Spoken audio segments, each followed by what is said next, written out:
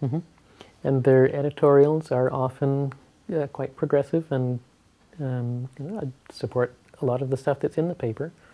But I would rather they hadn't put us out of business. Yeah.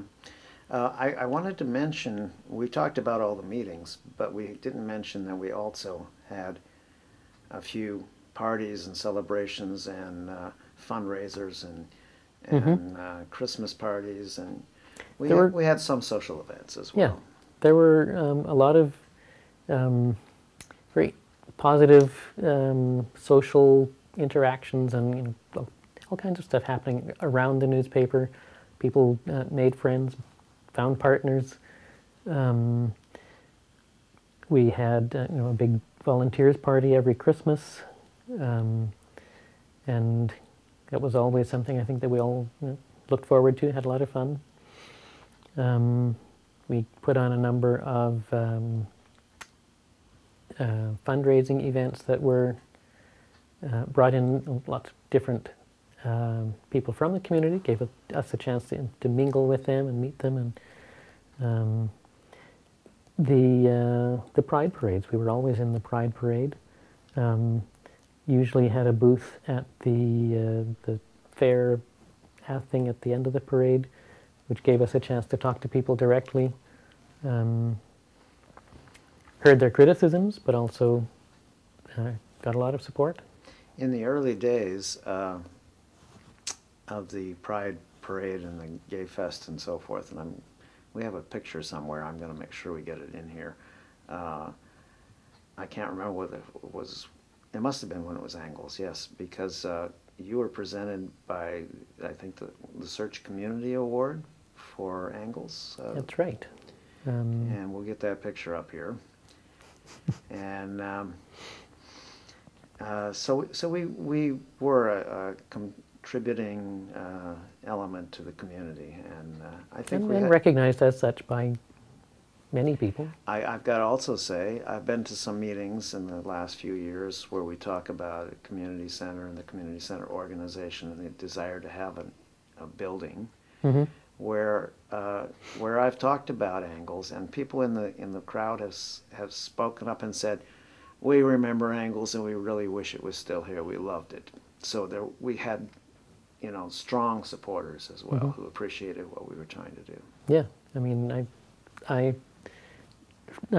many people told me that they liked what we were doing. There were many who criticized us as well. I think that's to be expected. Well, were you involved in any other gay, lesbian political issues other than Angles? One of the people who got involved in the newspaper, Tom Patterson, and his partner Dan Geenan. Yeah, they were both collective members. Yes, they were in the collective. They moved here from Winnipeg.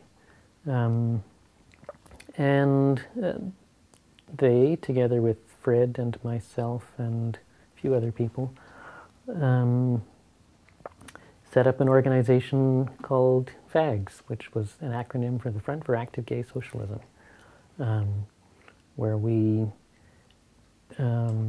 tried to bring a socialist perspective to the community. We kept it separate from the newspaper, separate to whatever. We didn't try to make the newspaper reflect that socialist politics, because we accepted the newspaper as a diverse community organization. But we organized some events around early in the AIDS issues. I think there were some particularly offensive policies of the social credit government when Bill Vander was Minister of Education. And we had some public protests and demonstrations around that.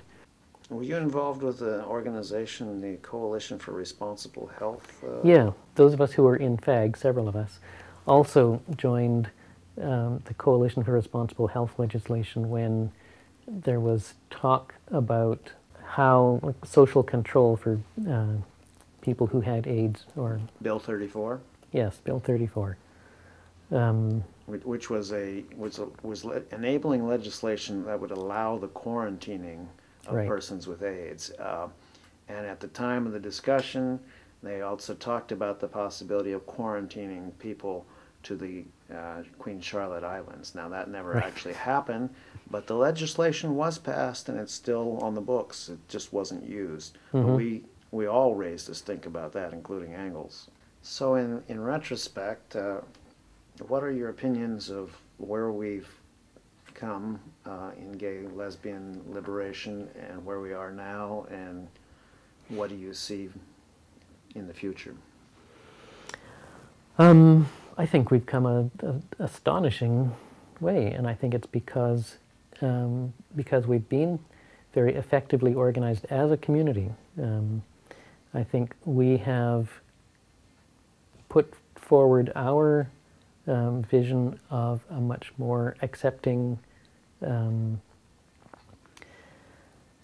socially open community. I don't think that it's just lesbian and gay issues, but I think that the work that we did as lesbians and gay men in a broader a time of social change, part of supporting the feminist movement, the civil rights movement in the United States. I think these are all issues that that we've been part of indirectly. And we've profited from to a degree I would not have imagined when I became involved in the lesbian and gay communities. I think that there's always a danger that conservative Christians particularly, but let's say social conservatives in general, I think that there is a danger that social conservatives will organize a repression or reaction to that. We see some of that happening, but my optimistic sense is that that issue has been one that we have won it. We're not going to lose it. We're not going back in the closet, and for the most part, nobody really wants us to. There are some who do, but if you look at young people, lesbian and gay identity is not a big issue for them. They are accepting. They think it's silly that anyone would discriminate on that basis, and I think that position, that view, is becoming dominant and will become the view of society in a very short time. I do think we still have to fight bullying and homophobia in the schools. Yes, absolutely. There are young people who are still, we hear about it in the news, who are feeling so bullied that they can consider suicide, and the levels of self-abuse as a result of not feeling able to to deal with their own identity, their sexuality, leads to psychological damage. It's a health issue that has to be dealt with, and is becoming. There are steps to deal with it. It's certainly an ongoing issue. But I think that as I said, I think the issue has been won. I think we have made that change, and there's a lot of cleanup to do, but I think that's it. Well, Richard, I want to thank you for your long history of involvement in the community and your great work in Angles. It's been a pleasure for me to be involved with it with you. You're the best editor I ever had, and by the way, Margot Dunn said the same thing. She thought you were a wonderful editor, and thank you so much for all you've done. Well, thank you.